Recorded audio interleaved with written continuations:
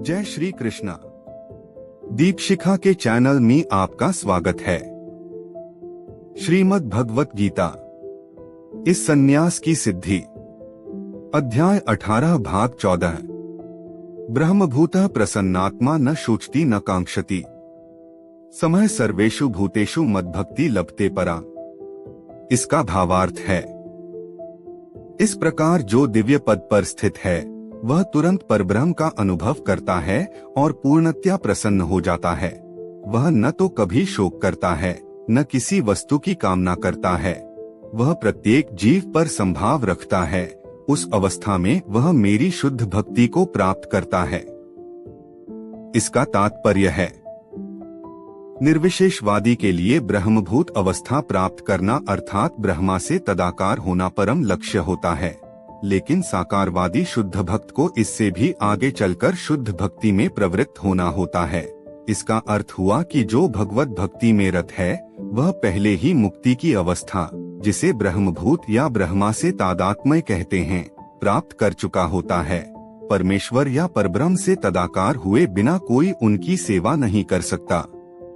परम ज्ञान होने पर सेव्य तथा सेवक में कोई अंतर नहीं कर सकता।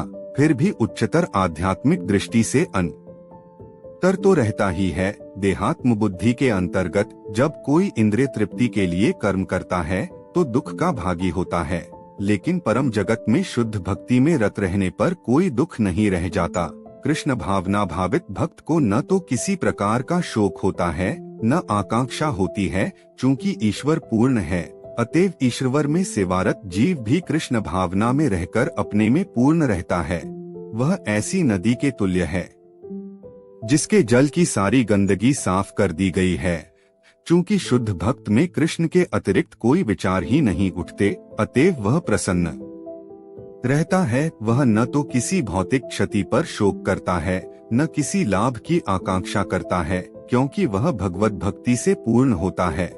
वह किसी भौतिक भोग की आकांक्षा नहीं करता, क्योंकि वह जानता है कि प्रत्येक जीव भगवान का अंश है, अतएव वह उनका नित्य दास है। वह भौतिक जगत में न तो किसी को अपने से उच्च देखता है और न किसी को निम्न।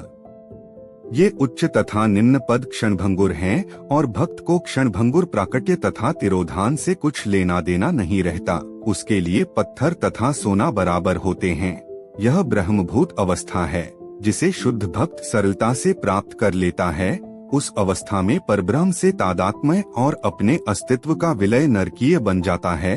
स्वर्ग प्राप्त करने का विचार मृगतृष्णा लगता है और इंद्रियां विषदंत विहीन सर्प की भांति प्रतीत होती है।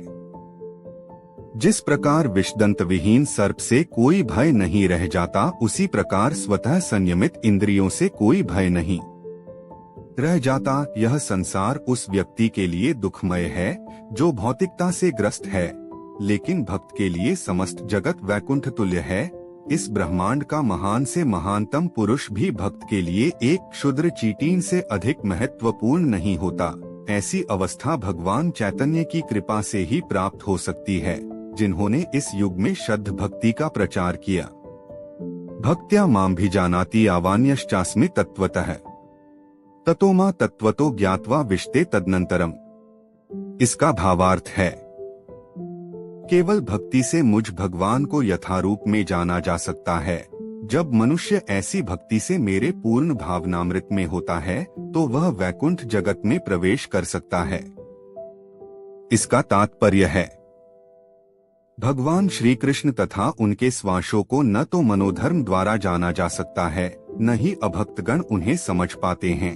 यदि कोई व्यक्ति भगवान को समझना चाहता है तो उसे शुद्ध भक्त के पथ प्रदर्शन में शुद्ध भक्ति ग्रहण करनी होती है, अन्यथा भगवान संबंधी सत्य तत्व उससे सदा छिपा रहेगा। जैसा कि भगवद गीता 7.25 कहा जा चुका है, नाह प्रकाशः सर्वस्य, मैं सबों के समक्ष प्रकाशित नहीं होता।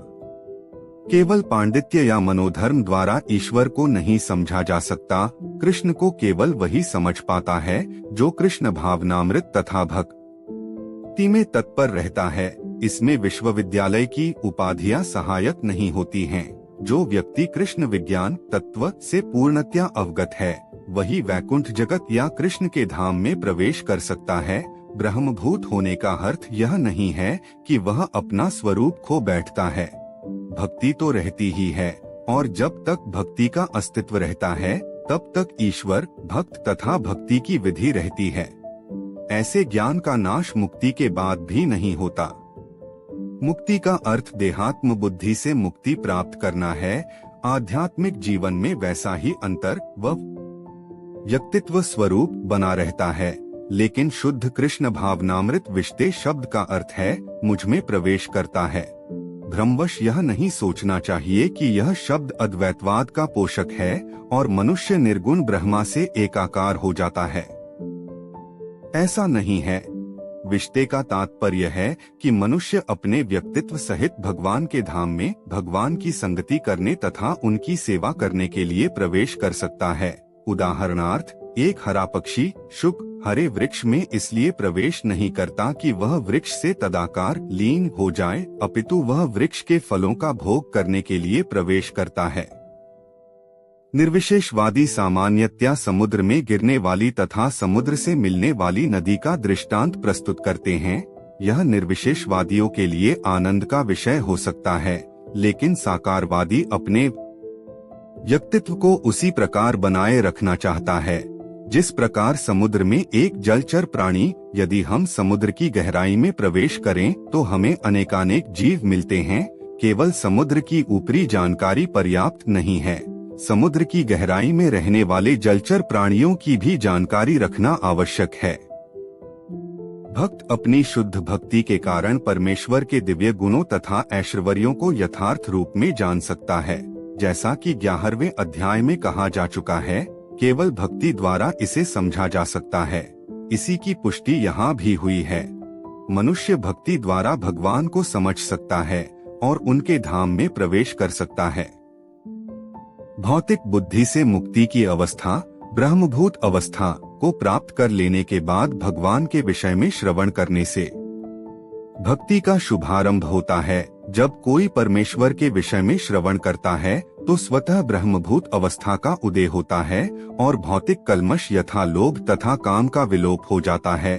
ज्यों ज्यों भक्त के हृदय से काम तथा इच्छाएं विलुप्त होती जाती हैं, त्यों त्यों वह भगवत भक्ति के प्रति अधिक आसक्त होता जाता है और इस तरह वह भौतिक कल्मश मुक्त हो जाता है। जीवन की उस स्थिति में वह भगवान को समझ सकता है।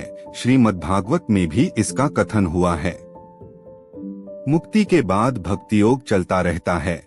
इसकी पुष्टि वेदांत सूत्र से 4 जनवरी 2012 होती है। आपरायणात् तत्रापि हि दृष्टम, इसका अर्थ है कि मुक्ति के बाद भक्ति योग चलता रहता है। श्रीमद्भागवत में वास्तविक भक्तिमयी मुक्ति की जो परिभाषा दी गई है, उसके अनुसार यह जीव का अपने स्वरूप या अपनी निजी स्वाभाविक स्थिति में पुनः प्रतिष्ठापित हो जाना है। स्वाभाविक स्थिति की व्याख्या पहले ही की जा चुकी है। प्रत्येक जीव परमेश्वर का अंश है, अतएव उसकी स्वाभाविक स्थिति सेवा करने की है। मुक्ति के बाद यह सेवा कभी रुकती नहीं। वास्तविक मुक्ति तो देहात्म बुद्धि की भ्रांत धारणा से मुक्त होना है। गीता का अगला अध्याय सुनने के लिए चैनल को लाइक, शेयर और सब्सक्राइब जरूर करें। धन्यवाद।